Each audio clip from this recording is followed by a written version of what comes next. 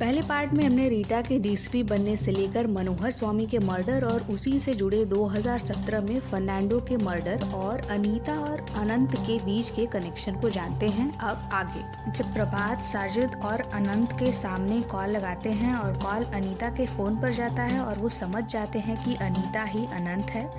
फिर स्टोरी 2015 में फ्लैशबैक जाती है। लोकेशन होता है बॉयज ऑर्फनेज, जहां अनीता अनंत के बेस में रहती थी। वो वहाँ के वार्डन एडवर्ड फर्नांडो के कमरे में जाती है, लॉन्ग हेयर वाली विग को लगाती है, थोड़े मेकअप करती है और फर्नांडो के सामने आ जाती है। बेसिकली वार्डन कैरेक्टरलेस इंसान था और उसे अनीता की हकीकत पता थी कि वो लड़का नहीं लड़की है और इसी का फायदा उठाते हुए वो उसे एक्सप्लॉइट करता था। अकेले में अनीता ऑफिस रूम का दरवाजा बंद करती है, वार्डन के आंख पर पट्टी बांधती है और पकड़म पकड़ाई खेलने लगती है जैसा कि वो हमेशा करती थी। पर उस दिन अनीता ने अपनी सीरियल किलिंग का पहला मर्डर किया। वो फर्नांडो के हाथ की नस चाकू से काट देती है और उसके मुंह में बहुत सी चॉकलेट ठूस देती है और इस काम में उसकी मदद करता है साजिद। जब फर्नांडो का दम टूट जाता है, उसके जेब से वॉलेट निकालकर वो मार्केट जाते हैं, खाना खाते हैं, भुर्जी पाव, बारिश में साथ डांस करते हैं और खूब एंजॉय करते हैं। वो दिन अनीता के लिए यादगार था क्योंकि उसे उस दिन आज़ादी मिली थी फर्नांडो की गंदी नज़रों से। वो साजिद के सीने से लगकर कहती है कि ये दिन उसे हमेशा याद रहेगा।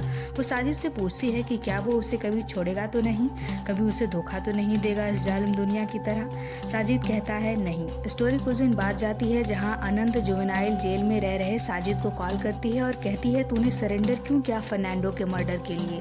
फिर वो बताती है कि मेरे बाबा के घर वालों को पता चल गया कि मैं ऑर्फनेज में हूँ, इसलिए वो मुझे यहाँ से ले जा रहे हैं। जब तू छूटेगा तो मुझसे मिलने ज़रूर आना, मैं तुम्हारा इंतज़ार करूँगी। और साजिद फ़ोन रख देता है। स्टोरी आती है प्रेजेंट में, जहाँ हम देखते हैं कि अनंत साजिद से कह रही थी कि प्रभात को हमारे बारे में सब कुछ पता हो गया है, ये अब सब कुछ पुलिस को बता देगा, इसलिए हमें इसे मारना होगा। पर साजिद की हिम्मत नहीं हो रही थी, पर अनंत के बार बार उकसाने पर अंत में साजिद ने प्रभात को मार ही दिया। उसके बाद वो बीच पे टूटे शिप पे जाते हैं जहाँ साजिद मायूस अकेले बैठा था और अचानक उठकर अपना और अनंत दोनों का फ़ोन समुद्र के किनारे पर फेंक देता है। इसलिए अनंत थोड़ा गुस्सा हो जाती है और उसको रिलैक्स करते हुए फिर गले लगा लेती है। साजिद कहता है हमें उन्हें नहीं मारना चाहिए था, वो अच्छे इंसान थे, उन्होंने हमेशा मेरा भला चाहा। पर अनंत कहती है लोग अच्छे नहीं होते, वो अच्छे होने का ढोंग करते हैं, सिर्फ दुनिया से वाहवाही लेते हैं और अकेले में फ़ायदा उठाते हैं। और उन्होंने तुमसे झूठ बोला ये तो तुमने देखा ही। साजिद जब ड्रग के नशे में बेहोश हो जाता है तो अनंत उसे ऑटो से अपने घर लाती है। इधर रीटा आदित्य की फोटो देखकर सैड हो ही रही थी कि अननोन नंबर से कॉल आता है और उसे एक लोकेशन पर बुलाता